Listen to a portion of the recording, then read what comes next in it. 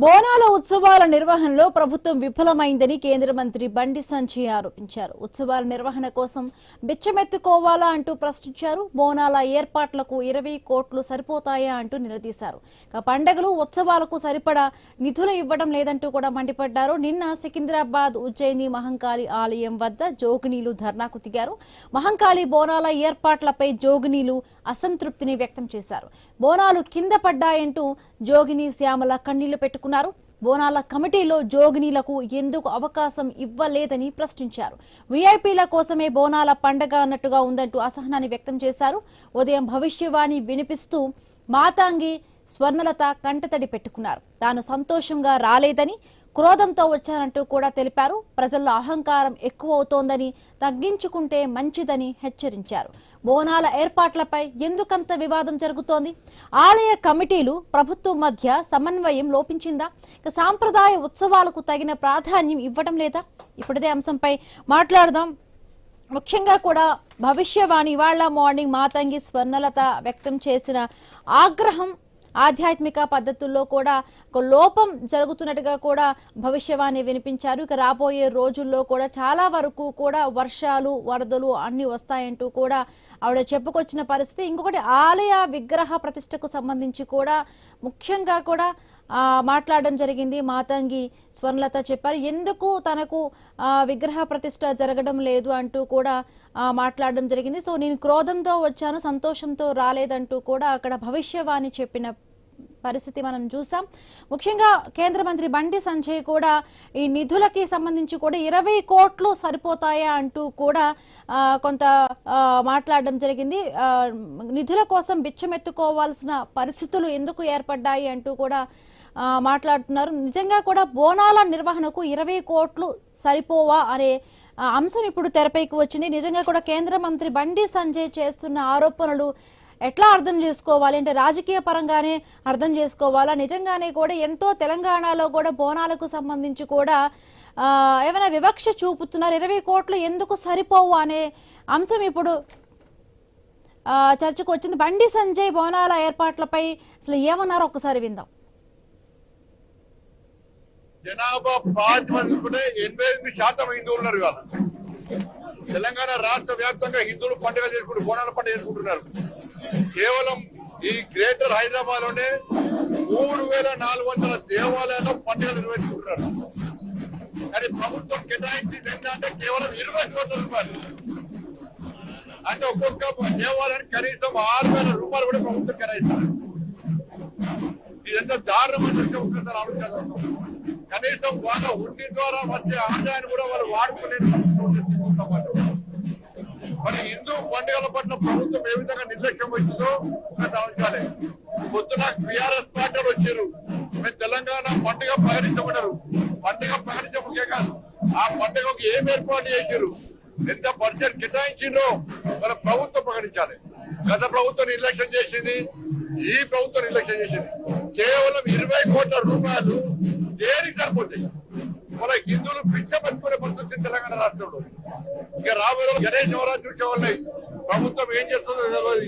సాక్షాత్ ముఖ్యమంత్రి అన్నాడు కాంగ్రెస్ అంటే ముస్లిం, ముస్లిం అంటే కాంగ్రెస్ రాష్ట్ర ముఖ్యమంత్రి అన్నాడు. అంటే కేవలం వాళ్ళ ఒక్కతోనే గెలిచిన వీళ్ళు. అందుకే హిందూ పనుల పట్ల నిర్లక్ష్యం వహిస్తున్నారు. మరి హిందూ సమాజం జాగ్రత్త కావాలి, దీన్ని ప్రశ్నించాలి, దీన్ని ఎదురించాల్సిన అవసరం ఉందని చెప్పి కోరిందల్లా ఒకటే కదా, నా విగ్రహ ప్రతిష్ఠ చేసినట్టయితే మీరు ప్రతి ఒక్కరికి ఏ విధంగా అయినా కానీ కోరిందల్లా కొంగు బంగారమే కాదు, కోరిన కోరికలు 1000 రెట్లు మీకు ఫలిస్తుంది కదరా బాలకు.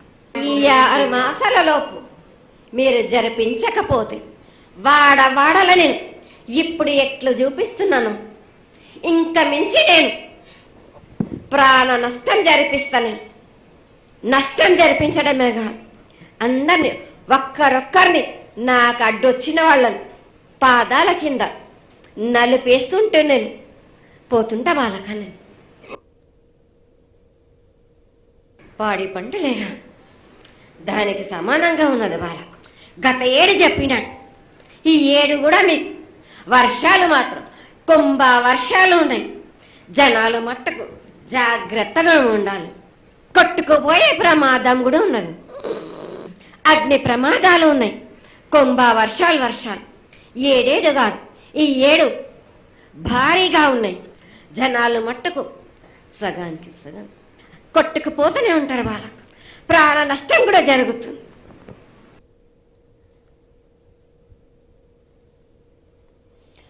తెలంగాణ సంస్కృతికి ప్రతీకగా నిలిచే బోనాల ఉత్సవాలకు సంబంధించి కూడా ప్రభుత్వం కేటాయించిన ఏదైతే కూడా నిధులు అరకొరగా ఉన్నాయో, ఇంకొకటి బోనాల ఉత్సవ నిర్వహణలో ప్రభుత్వం విఫలమైందంటూ కూడా కేంద్ర మంత్రి బండి సంజయ్ ఆరోపించారు. ఉత్సవాల నిర్వహణ కోసం బిచ్చమెత్తుకోవాలంటూ కూడా ఆయన ప్రశ్నిస్తూ ఉన్నారు. రైట్, మాట్లాడదాం.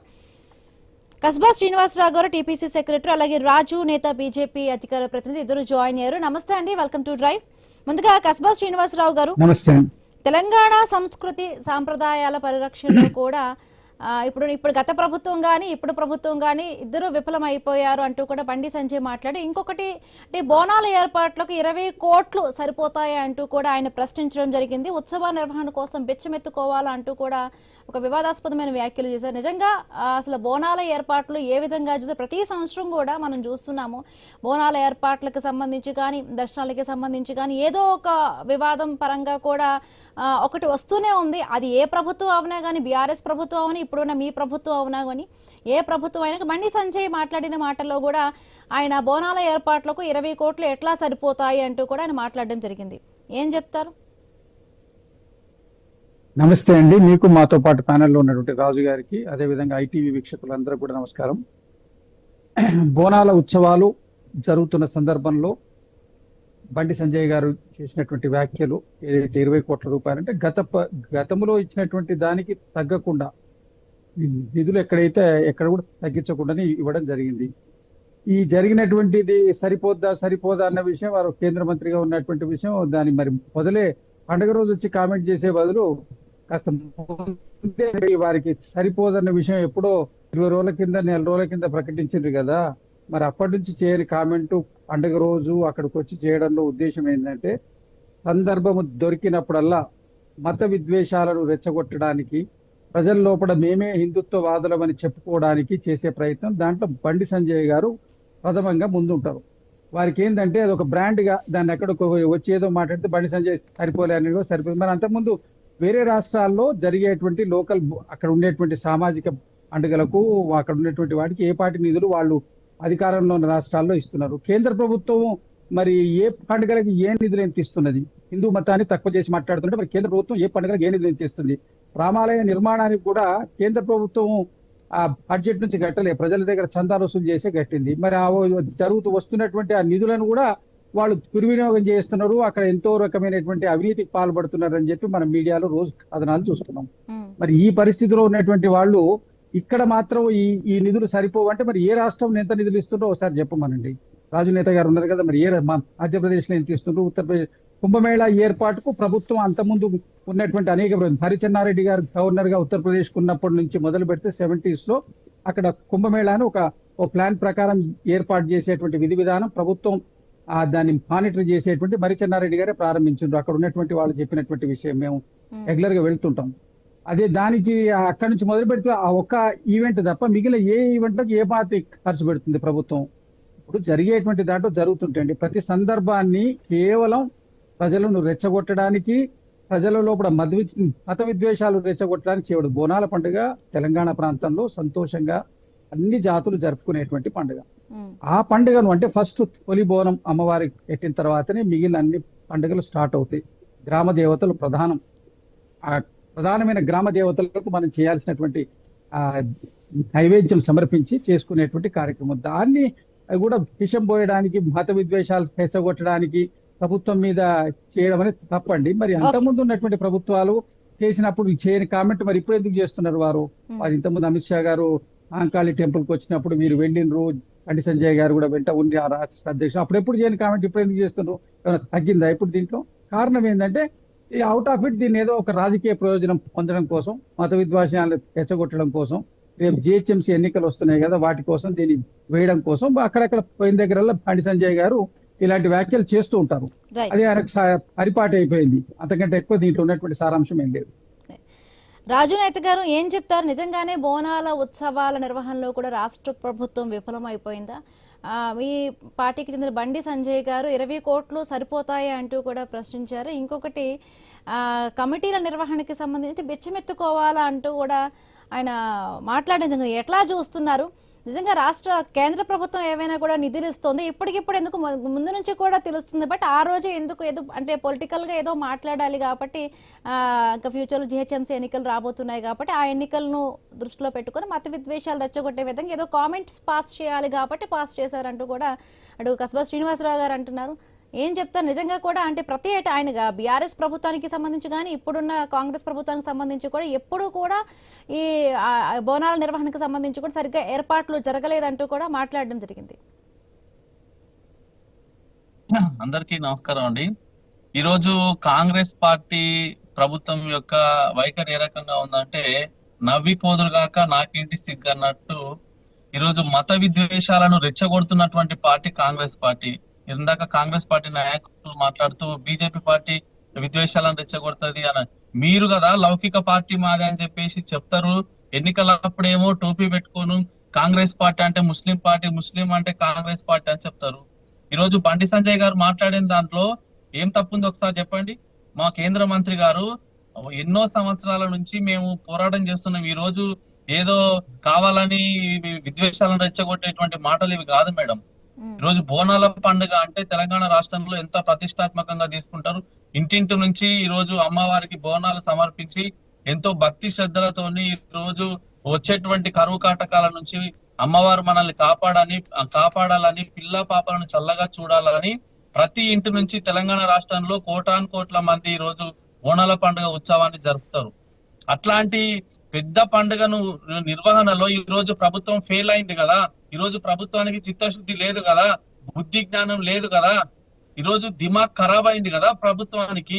ఈ రోజు మా బండి సంజయ్ గారు చెప్పారు చాలా క్లియర్ గా, కేవలం జంట నగరాల్లోనే హైదరాబాద్, సికింద్రాబాద్ జంట నగరాల్లోనే 34,000కు పైగా ఈ రోజు ఆలయాలు ఉన్నాయి. మరి ఈ ఆలయాలలో బోనాల నిర్వహణకు ఏర్పాట్లు చేయడానికి మరి తెలంగాణ రాష్ట్రానికి మొత్తం కలిపి 20 కోట్లు ఎట్లు ఇస్తారంటే మీరు నాకు అర్థం కాదు. అంటే హిందువులు అంటే లెక్క లేదు, 80% పైగా ఉన్నటువంటి హిందువులను మీరు లెక్క చేయరు, వాళ్ళ యొక్క మనోభావాలను అర్థం చేసుకోరు, ఆలయాలను కూల్చేస్తే పట్టించుకోరు. ఇట్లాంటి బుద్ధి జ్ఞానం లేనటువంటి, సిగ్గు లేనటువంటి ప్రభుత్వం ఈ రోజు తెలంగాణ రాష్ట్రంలో ఉన్నది.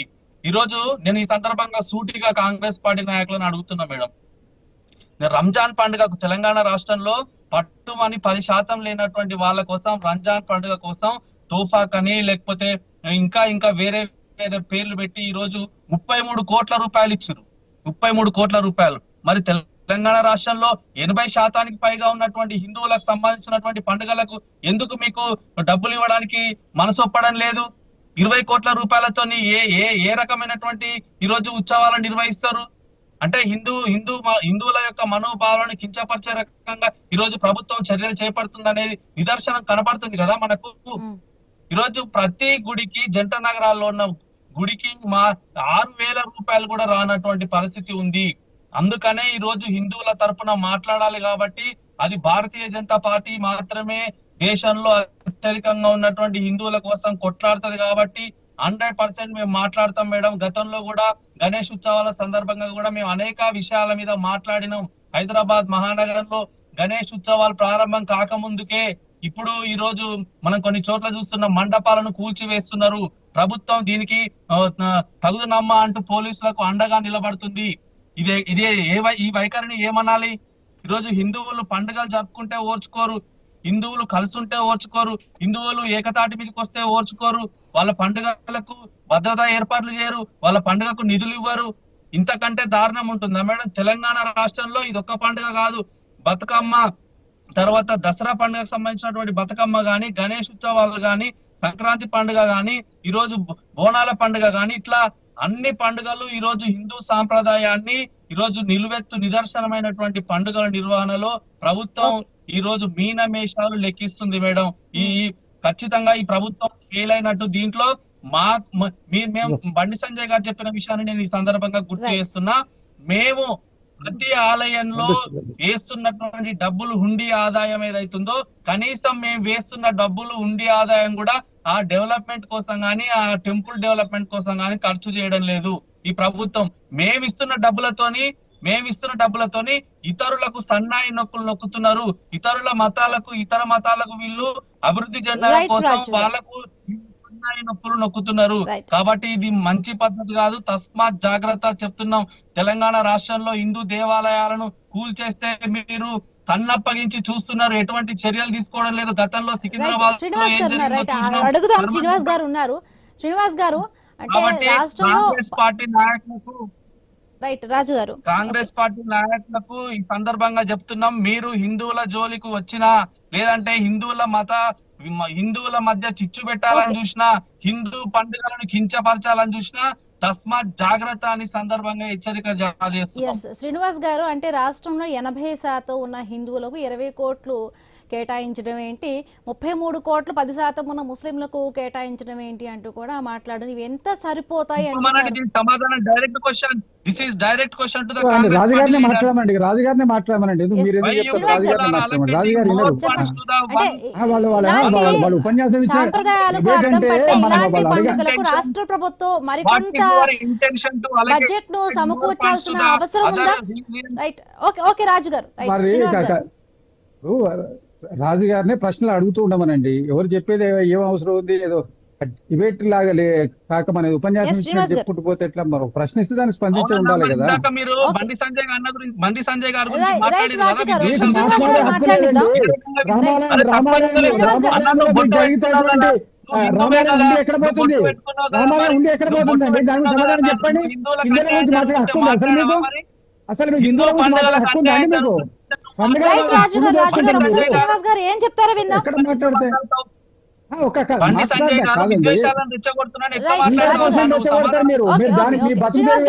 మీ బతుకు మీరు చేయగలిగింది ఏం లేదు. వినరా? ఒకటి ఫస్ట్ చెప్పు. మేము 100% సనాతనవాదులం. మీలాంటి సనాతనం మేము దాని పేరు మీద బతికిపోవడం కాదు, చెట్టు పేరు పెట్టుకుని కాయలమ్ముకుంటోళ్ళం కాదు. మేము వినరా? మేము దాన్ని పాటించుకోవడం. హిందుత్వం అంటే ఏంటో మొదలు మీరు తెలుసుకోండి, అర్థం తెలుసుకోండి, దాని మీనింగ్ తెలుసుకోండి. శ్రీనివాస్ గారు రాష్ట్రంలో ఉన్న 80% మంది హిందువులకు 20 కోట్లు ఏ విధంగా సరిపోతాయి?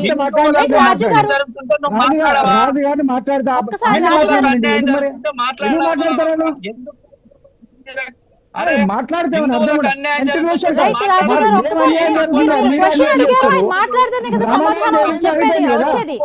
చెప్పమనండి. మరి ఎందుకు ప్రభుత్వం తప్పు చేసిందని ఒప్పుకోవాల్సింది పోయి